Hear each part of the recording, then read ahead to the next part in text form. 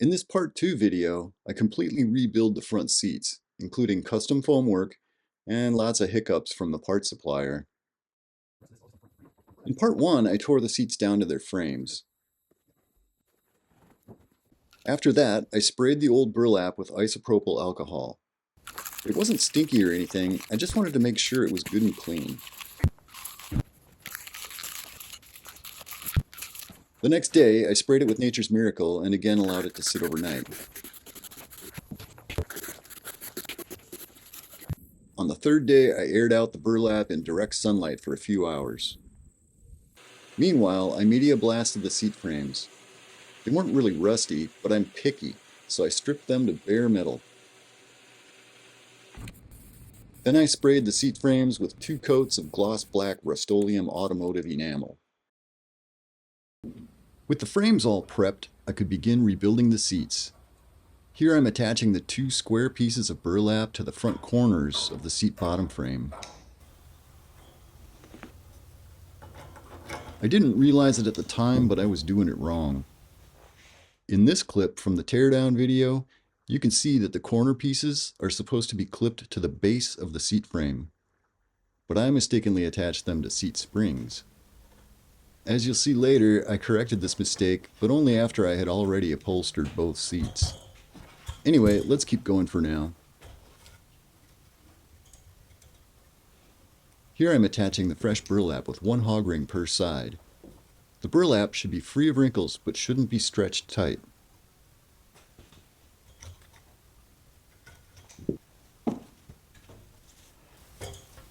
Now this paper-coated listing wire faces down, and it doesn't really seem to get hog ring to anything. Only these outer edges of the burlap were attached to the seat frame. As I did with the back seats, I'm reinstalling the original burlap over the new burlap because it has weight distributing wires woven through it. Okay, now we're ready for felt. I'm using felt scraps that my wife gave me. This fabric store felt is thinner than automotive upholstery felt, so I doubled it up 2 layers thick.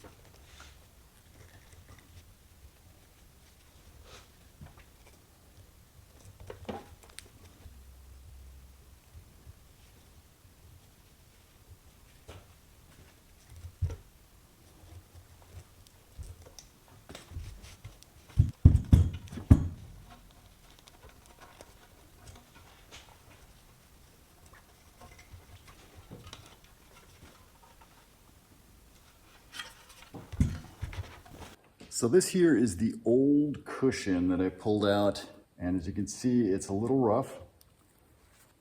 This part here is very stiff, and I think it's lost some of its depth. I'm getting maybe 1.5 inches to not even 2 inches. I'm going to start with this piece of dense seat foam.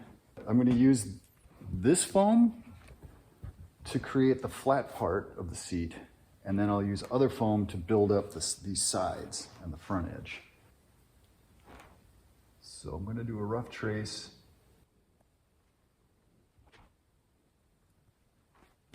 Then we can cut this out.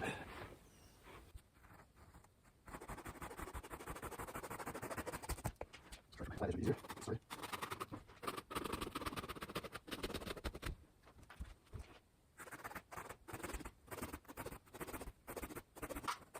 Let me show you the other way. There's a good old bread knife.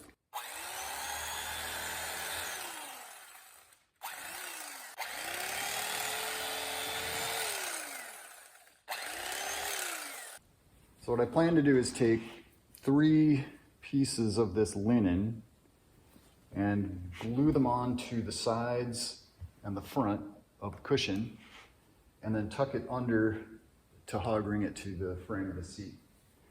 And from there, I can build out the rest of the cushion to get the shape that we need. So let's do a little measuring.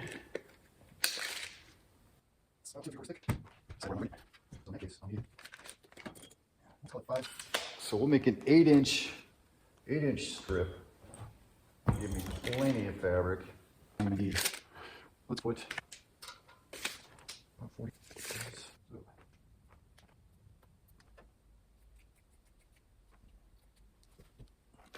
1 foot each.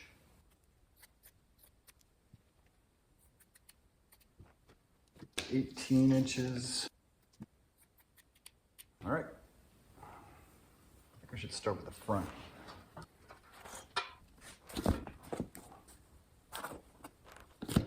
So I'm using this Loctite MR5426 headliner adhesive.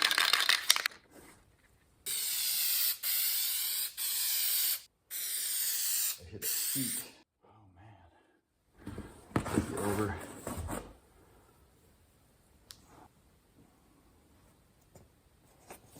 Let's do a side. Let's do outside, like so.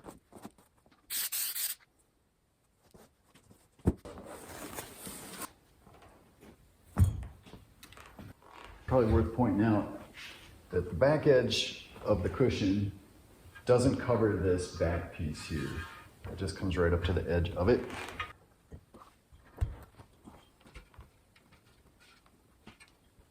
Okay, I'm just going to clip onto some of these seat springs.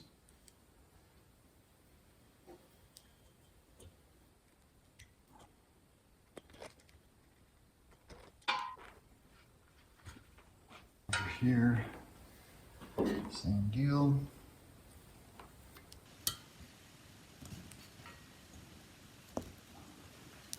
See, I'm just hooking on like the low points on those curves.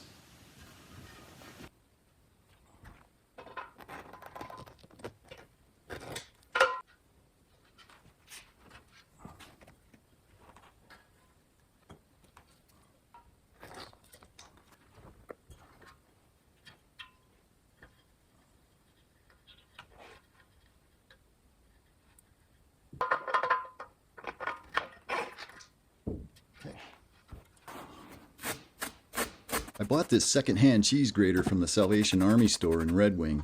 It works great for shaping foam. You'll be seeing a lot of this cheese grater going forward. Okay. It should run. 6 inches.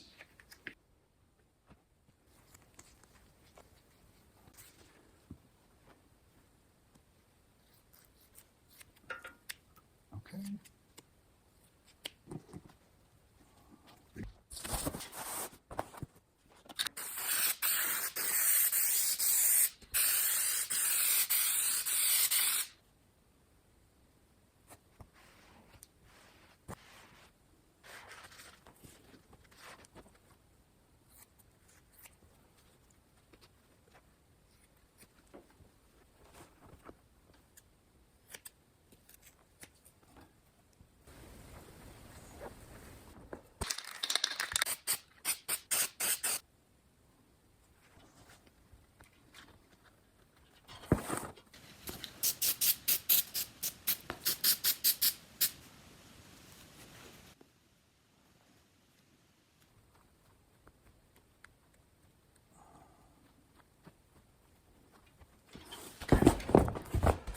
We got to make some cuts with the listing knives.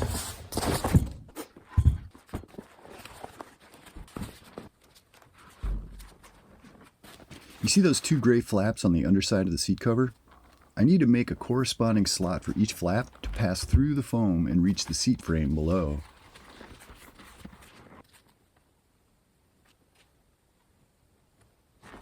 Skill butt, that should be the trick.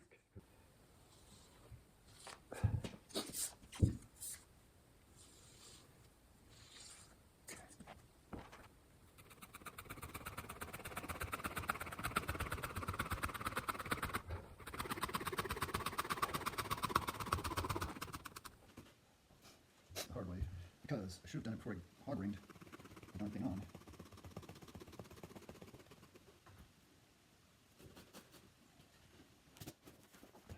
After a quick test fitting of the seat cover, it was obvious that the foam was way too bulky. I needed to bring out the big guns.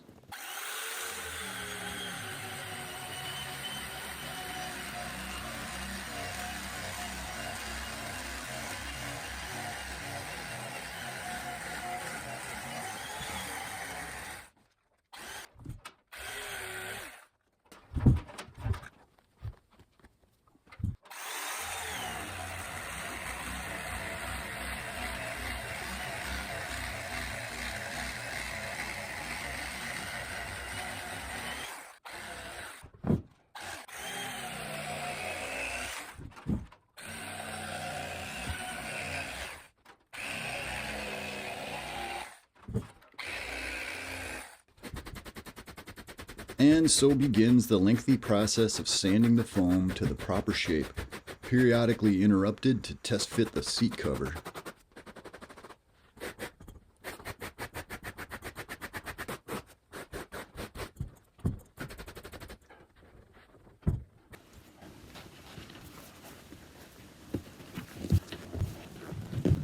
I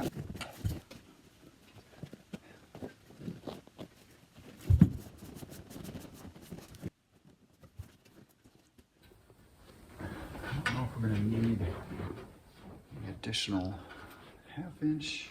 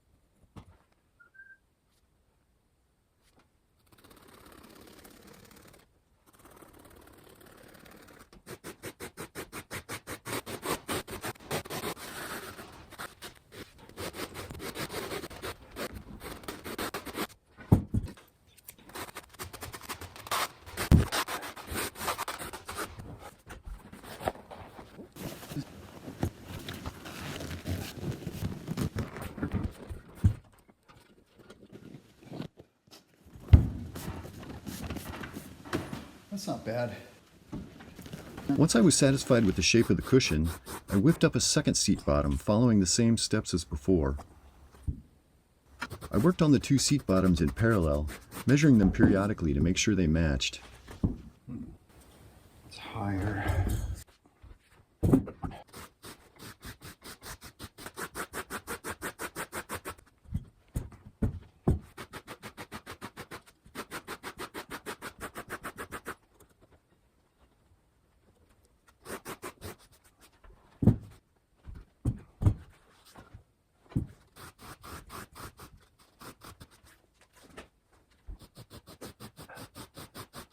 Let's do some measurements.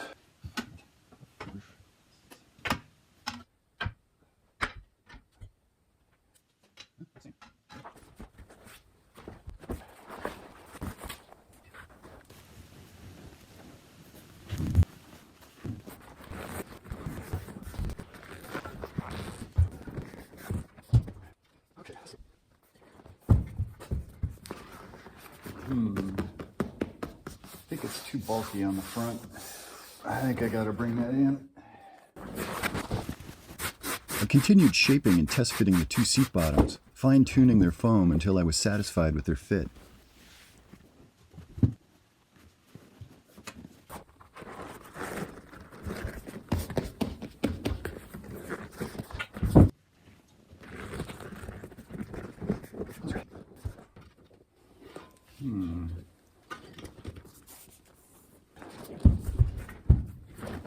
That's better. Still a little lumpy right there. Sticking out. Let's see how close we can get on this other guy. Knock down the front.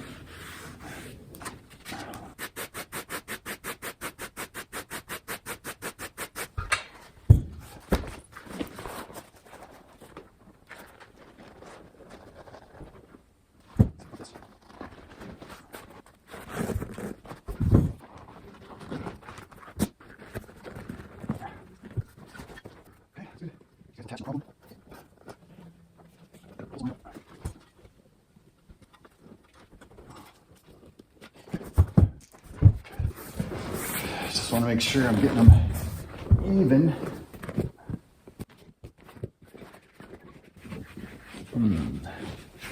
Still might knock this guy down a little bit. Let's see how we look on this side. But that's sticking out a little much yet. Knock that down some more. Maybe knock this guy down. Okay. Somehow I'm a little high right here. I don't know why.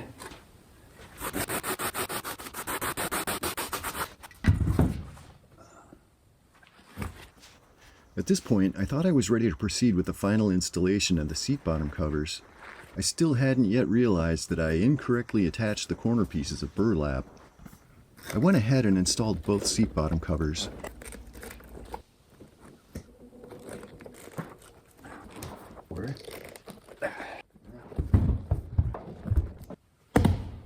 Then I noticed my little burlap mistake and had to remove many of the hog rings that I had just installed.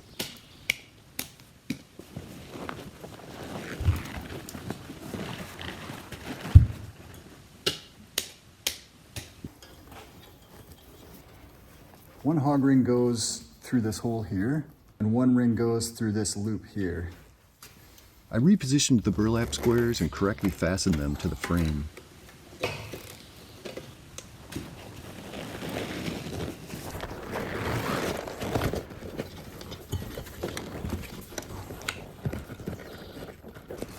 Then I reinstalled the hog rings.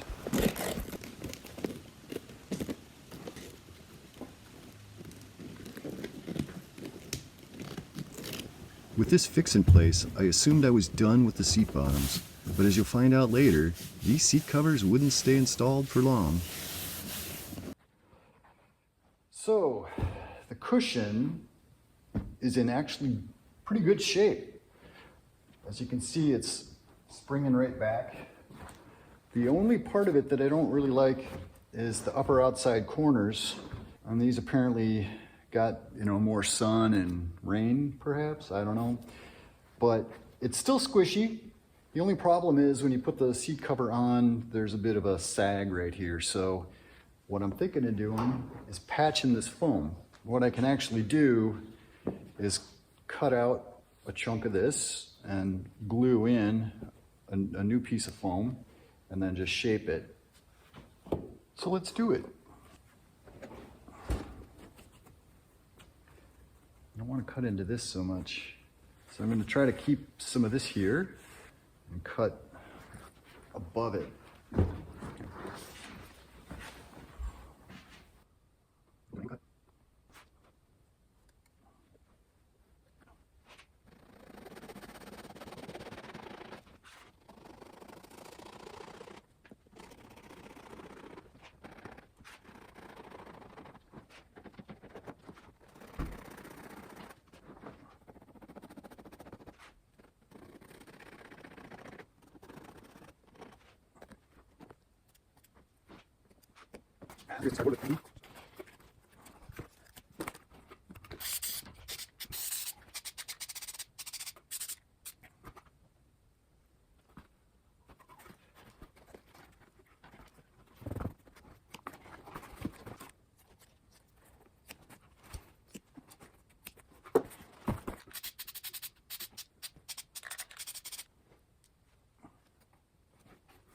Normally I would use one thick piece of foam to patch this, but I was running low on foam scraps, so I had to make do with smaller pieces.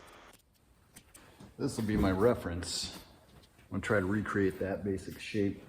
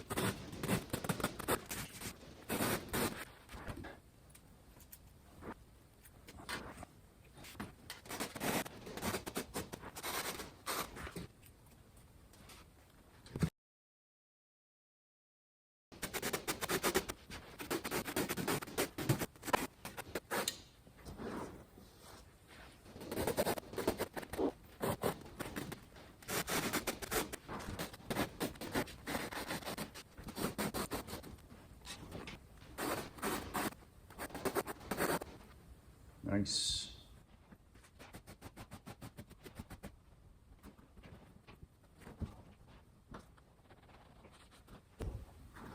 I think I have to stabilize this cut here.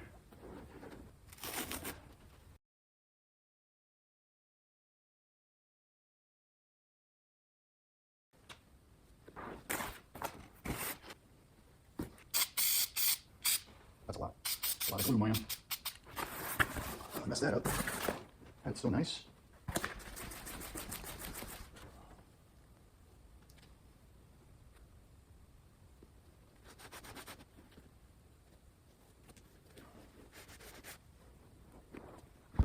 Get this thin layer of foam will help stabilize that break in the cushion.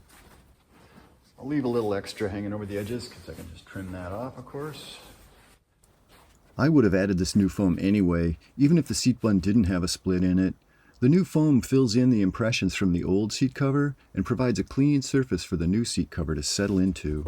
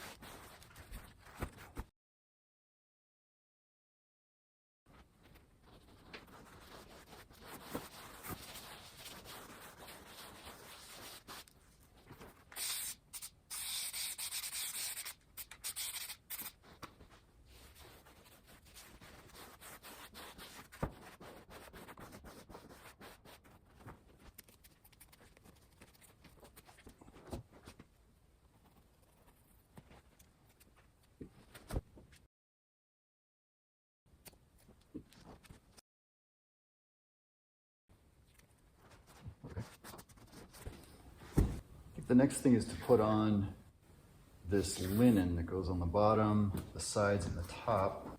So off camera, I cut 2 strips, 4x20 for the bottom. And that's based on just measuring the old ones. Looking at our reference, you can see that the fabric is glued only on the bottom edge, and then it just flops. So it's not glued on this face here.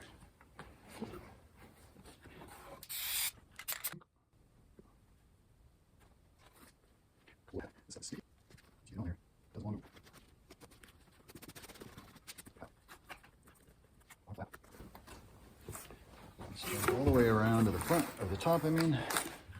So this one is a little different because it overlaps.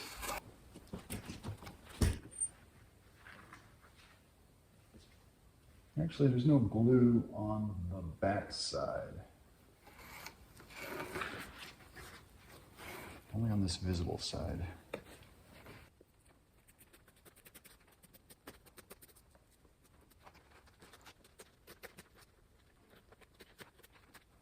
All right, so top piece.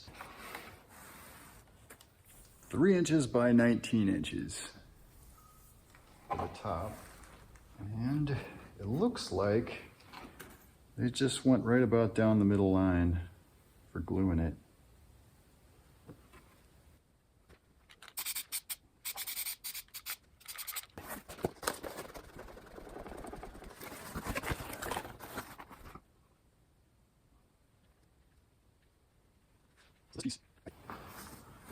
Now, onto the sides.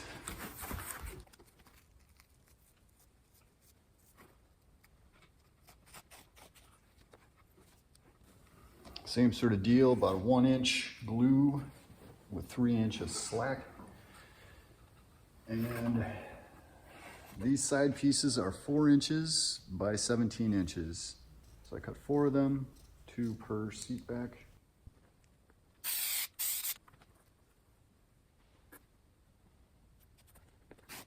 All right, that's good. I'll pop this up.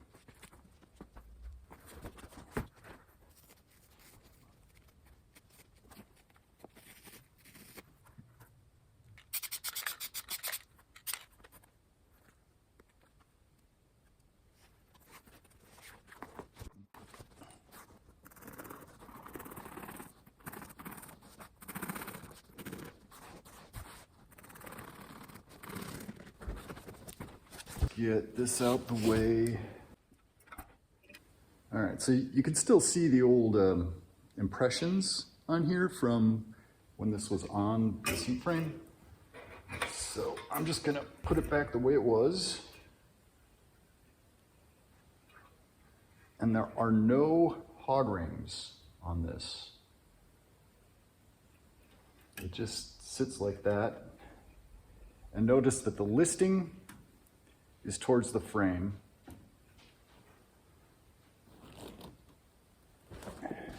And when you put this on, you got to get this flap over the frame, of course. Like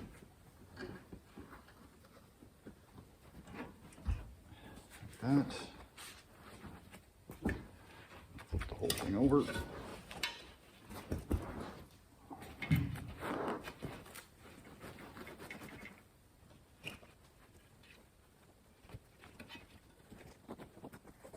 Get all these flaps out.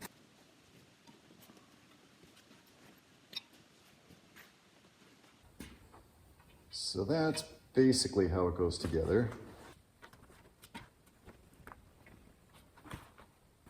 Now on these top hog rings, the hog ring actually goes through the foam a little bit.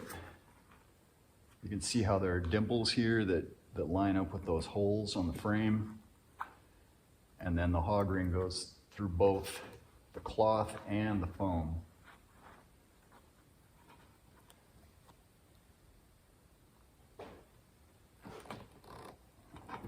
Just like that.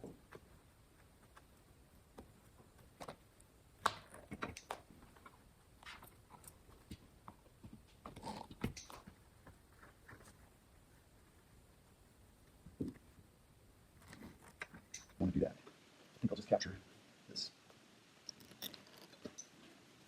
After the top of the cushion is fastened, I attach the side panels. I work my way down, alternating from side to side. This ensures that the foam stays centered on the frame. It's hard to see, but I'm wrapping the linen around the 3 metal rods that run down each side of the frame.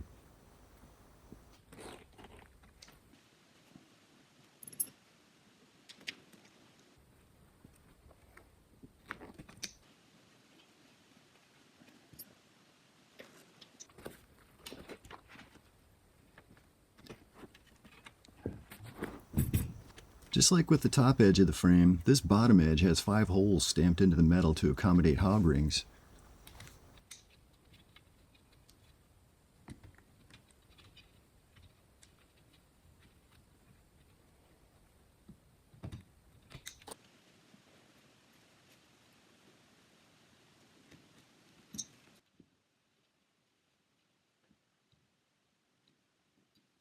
So I'm going to trim that down.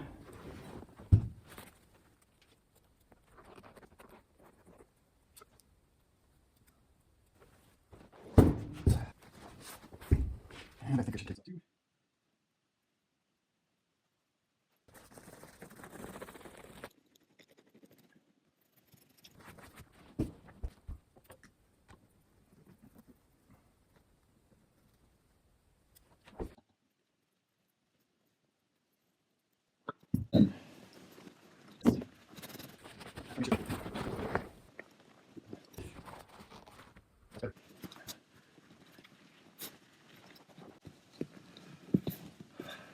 You can see this corner is already up against the frame. It's still a little baggy here. I'm not really digging that fit.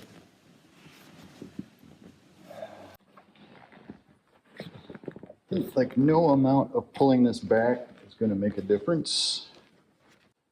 I looked at photos online of other 66 Charger front seats, and it's not like they're pillowy right here. They don't push way out because the seat has to be able to flip forward. And if these are too bulky, the seat will, kind of impinge on the seat back will impinge on the bottom.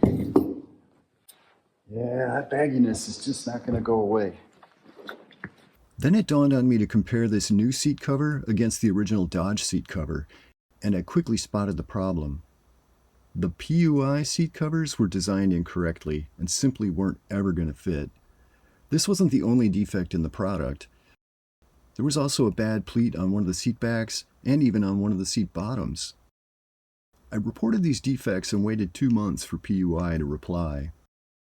To their credit, they offered to replace the defective seat covers and requested one of my original Dodge seat covers to use as a model. I removed the seat bottom covers that I had already installed and shipped everything back to PUI. In the meantime, I finished preparing the seat backs for upholstery.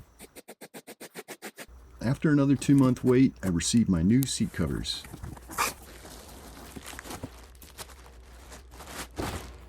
And I could already see that there was still a problem.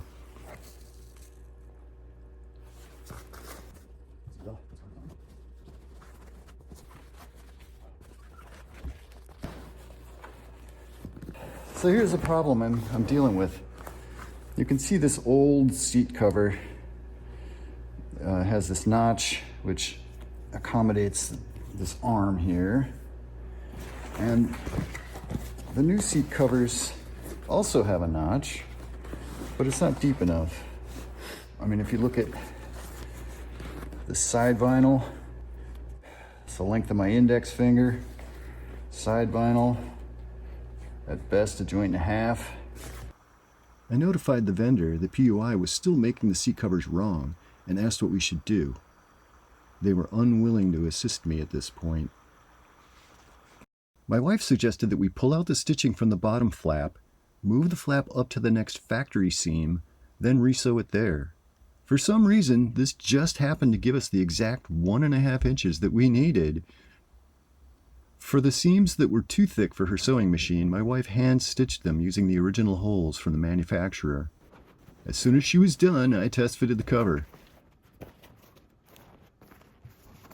And it finally fit. Thankfully, this meant I could get started on the final installation of the seat covers. Here, I'm carefully aligning the new seat covers to my custom seat cushion for 2 reasons. First, I need to make sure that the corners and seams of the seat cover line up correctly with the corners and edges of my cushion.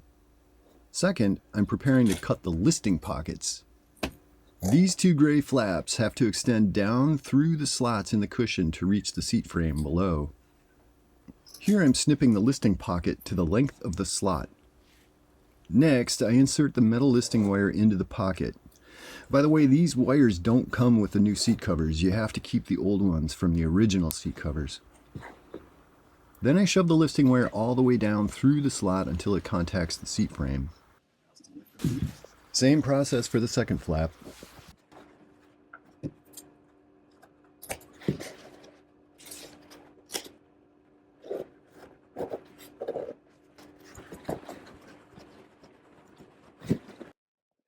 Right. At this point, the listing wires that I just inserted into the seat cover have to be fastened to the paper-coated listing wires in the seat frame using hog rings. Here I'm reaching into a slot in the foam, grabbing the listing wire of the seat cover and pressing it up against the seat frame's listing wire.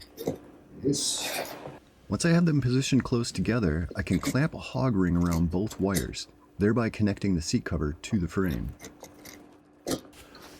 There were originally only 3 hog rings per listing wire, but I'm installing 5 rings per wire to spread out the strain. With the listing wires attached, it's time to fasten the outer edges of the seat cover to the frame. In preparation for stretching the cover into position, I like to gently warm it up with a heat gun. This makes the vinyl more pliable and easier to work with.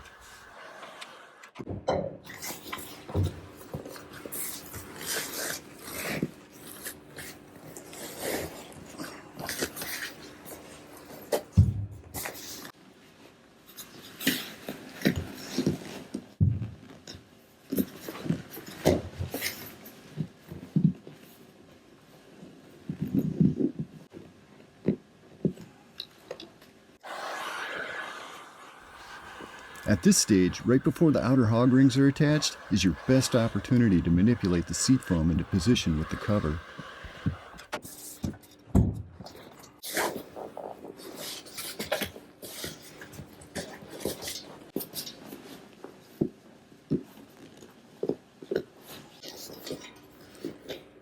I start attaching the seat cover to the center front of the frame, then work my way around to the back, alternating sides as I go. This helps keep the seat cover centered as I work toward the back.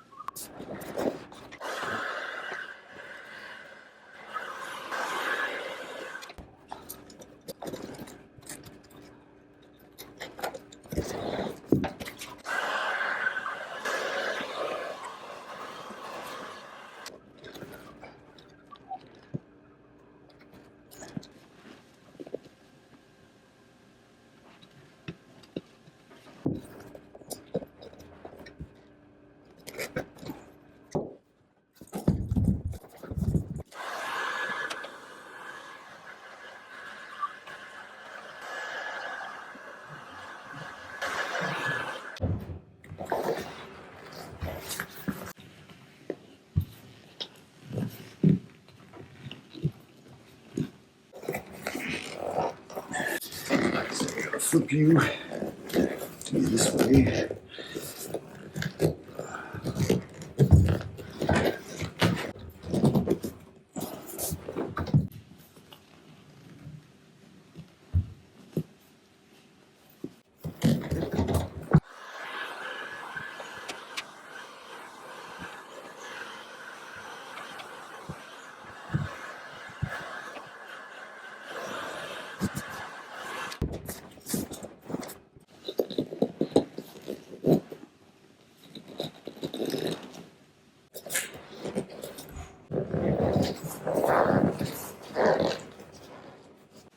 Yeah, that's pretty good.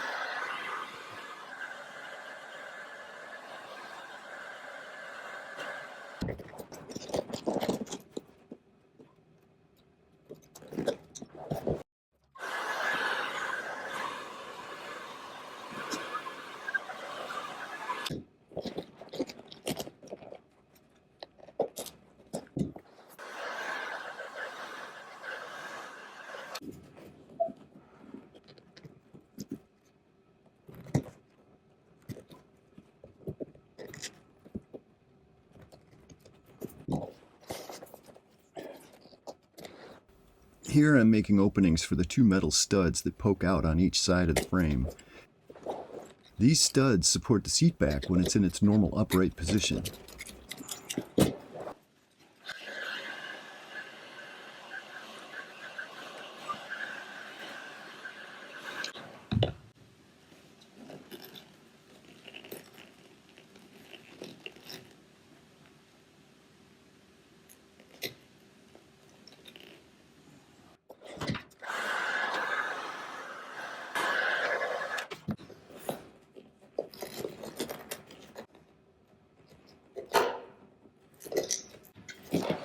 I'm tucking the loose end of the plastic piping down between the side vinyl and the metal frame. You can cut off this extra piping, but I prefer the cleaner look of having it tucked in. These last two hog rings are the most challenging because each one gets clamped around both the side vinyl piping and the back flap piping.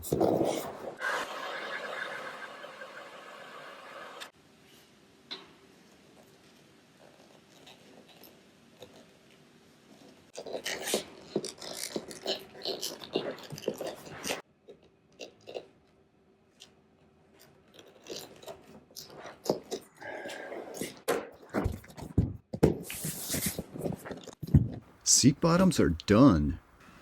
Now we can cover the seat backs.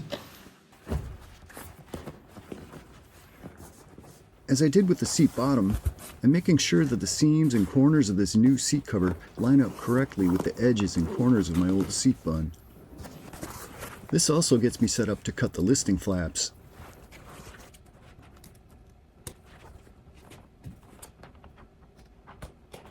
I messed up a little on this flap by cutting it too short. Get it down this way, huh? Ah, come on. But that's easy to fix. That's better. I'll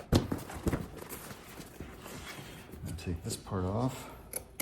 I removed the excess material at the top of the seat cover so that it doesn't bunch up and show through the vinyl.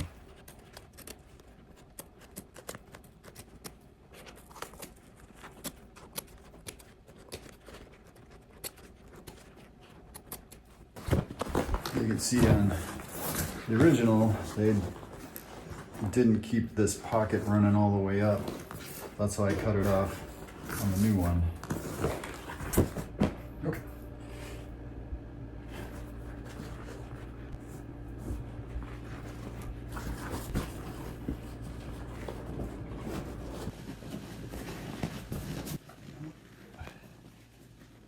I pay close attention to how the seat bun is fitting into the corners and seams of the cover.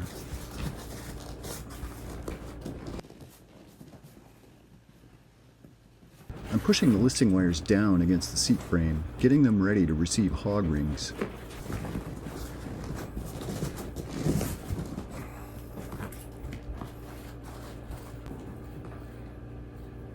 I've got my left hand inside a slot in the foam, pushing the seat cover's listing wire up against the listing wire of the seat frame. Then I push against both listing wires with the hog ring until they're as close as I can get them before clamping down.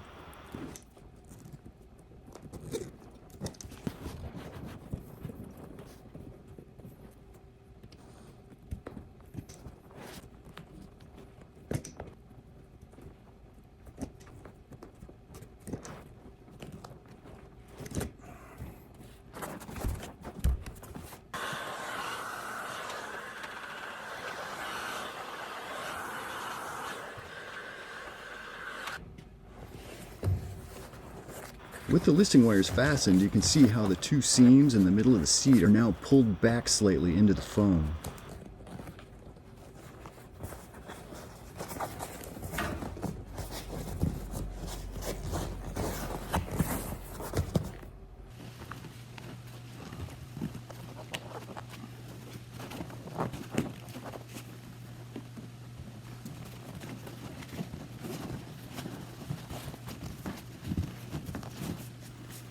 I'm beginning to notice that the piping on the seat cover is wavy.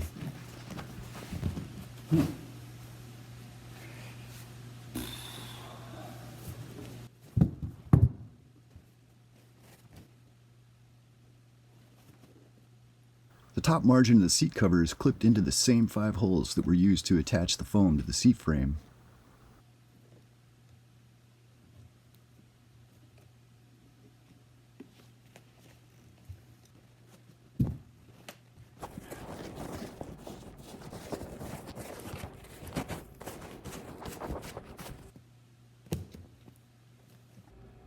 I'm clipping the vinyl to the same 3 metal rods that I attached the linen to.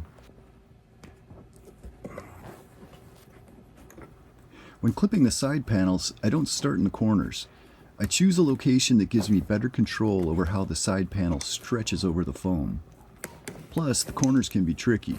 If you pin down the adjacent vinyl first, it's a lot easier to tidy up its corners.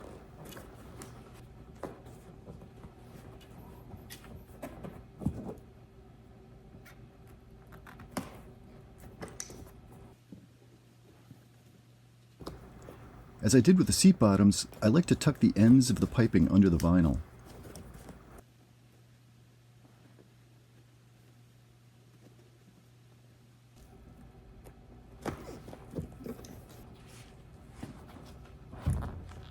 Flap on the piping provides a nice place to tuck away the edge of the foam cushion so that it doesn't peek out from behind the seat cover.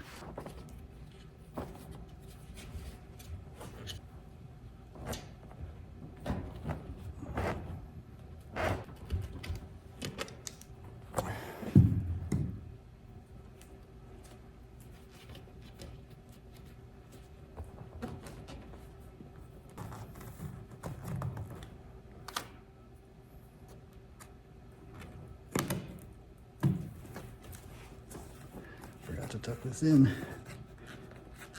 Should have done that first.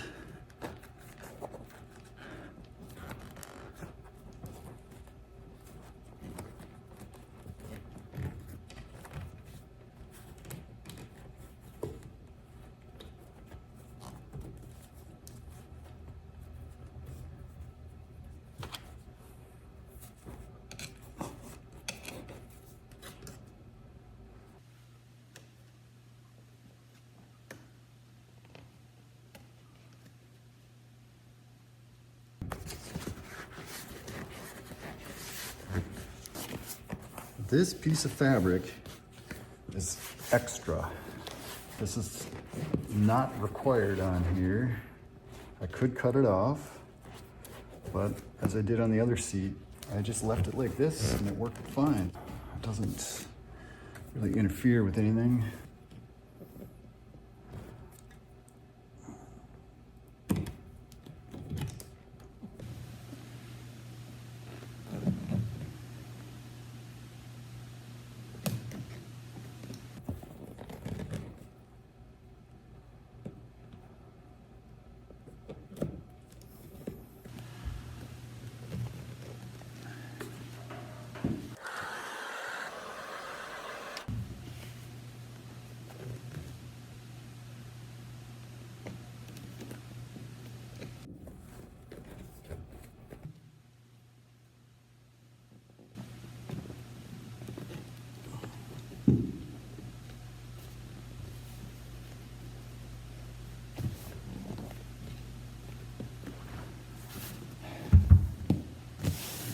Goofy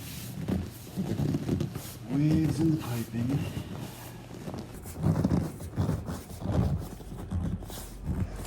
Well, hopefully those will relax out. Well, with the upholstery done, I think we have the hardest part behind us. Now it's time to reassemble everything. All right, the first step to reassembling these seats is to make a hole to receive the hinge bolt. I can feel it from the inside. The bolt hole is right there. I'm just gonna make a semicircular cut on both sides.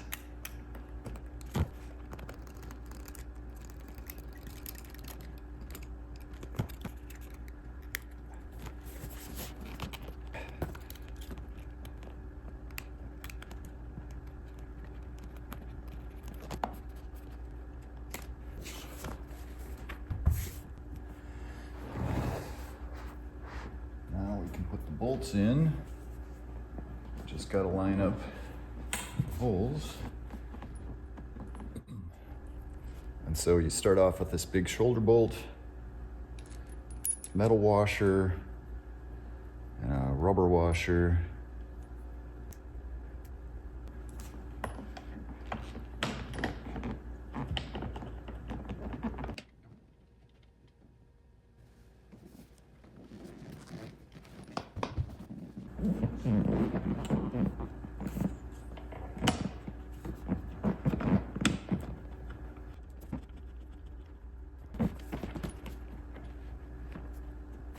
And these bolts take a 3/4 socket. These don't need to be super tight. They just bottom out. So each of these panels is held on by 2 of these interior screws with the flange and one panhead screw in the middle. Now I like to try to find the screw holes. So you see there's a screw hole in the front and one in the back, and those have to actually pass through some vinyl. So I like to try to find the holes in here first. There. Let's look at this guy while I'm at it. There we go. There's a little bit of a lip back here, a flange that has to hook over this back corner on the seat bottom. So that kind of has to go in place first. And then this end, I don't think that is the actual hole.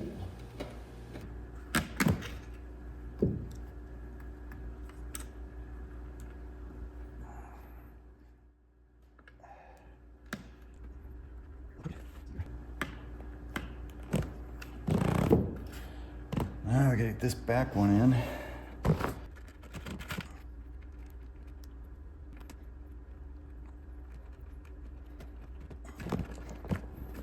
After those two screws are in on the ends, I got this panhead screw, goes into this middle bracket.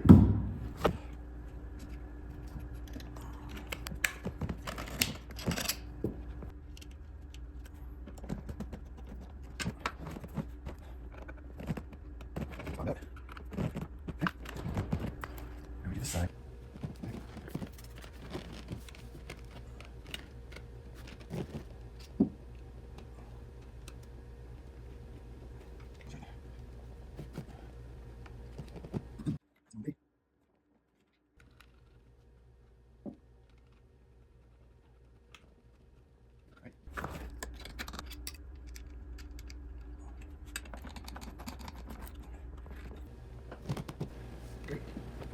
Now we can put those tracks back on.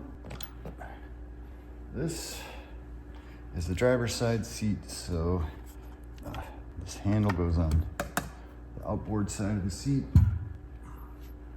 This goes on the inboard side. So first thing is to feed that lever through this hole and then line up the bolt holes. I like to get this 7/16 bolt threaded first.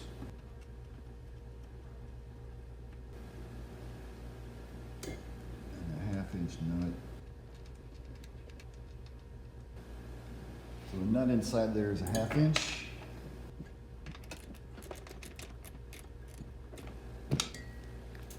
And this bolt takes a 7/16 socket.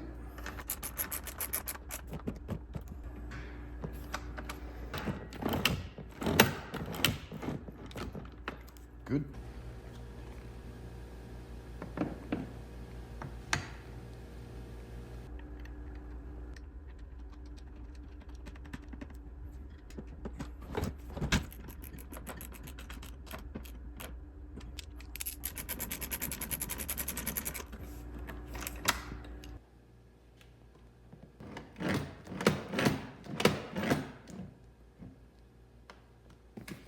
So this is kind of interesting because this lever's way up here, this one's up here, and these are back down here.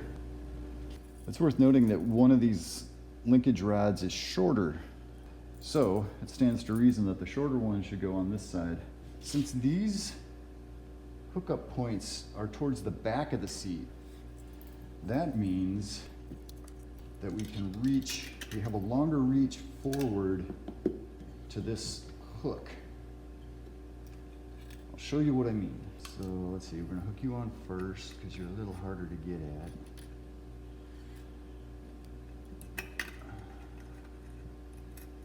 So you pinch that together, slide the little spring on, and that locks it on. All right, so you can see that this linkage is really sloppy. It has a lot of slack in it, but that's taken up with this strap. I'm gonna hook this little S hook onto the strap, and then hook the S hook onto that J hook. And then in theory, that works. The shorter one gets to go over here. I'll hook you one first.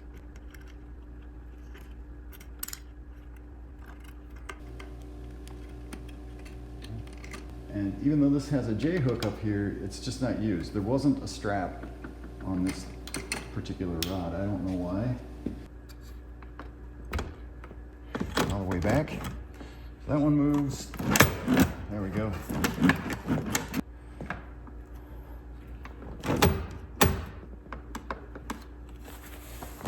Okay. Oh yeah, we gotta put this spring on. There's a small hole on the edge of that rail, the part that doesn't slide. Tuck it in like that. There we go. So all the underneath stuff's done. The last thing to do is put this back shell on. So this part's pretty easy compared to everything else. You can see we got these two metal loops on the inside of this cover, and then there are two tabs up here that receive them. Push these guys.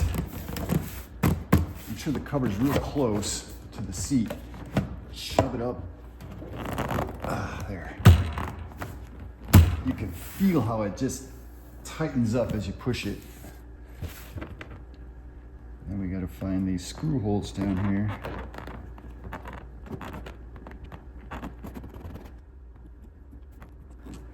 Seems happy. Let's try this one.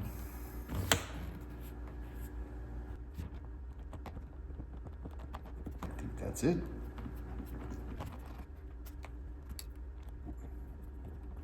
Nice. Now, for reasons unknown, this seat has 3 screws in the bottom edge. I don't know that this middle one is original or not. That seat only ever had 2, but I'm gonna go ahead and add this 3rd one back for what it's worth. What's it called? And there it is. Oh yeah, and this 3rd screw is it's a pan head. So I have a feeling at some point somebody added this 3rd screw, non-original.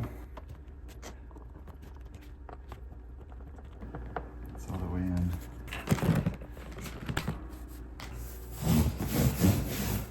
Well, there you go. As I said, I'm not in love with these seat covers. These seams here are pretty wavy. I'm hoping maybe they'll relax out. I did forget one thing. This little lever knob that goes on the seat release, and I only have one of these. The car didn't come with 2, it's missing one. So if you happen to have one lying around that you can part with, let me know. So I'd like to put it on my passenger seat. Anyway, this is how this goes on. There's a little set screw on the bottom, and there's a slot here. The set screw goes down, and the slot slides onto the arm like that. Then use a 3/32 Allen wrench to snug up that set screw.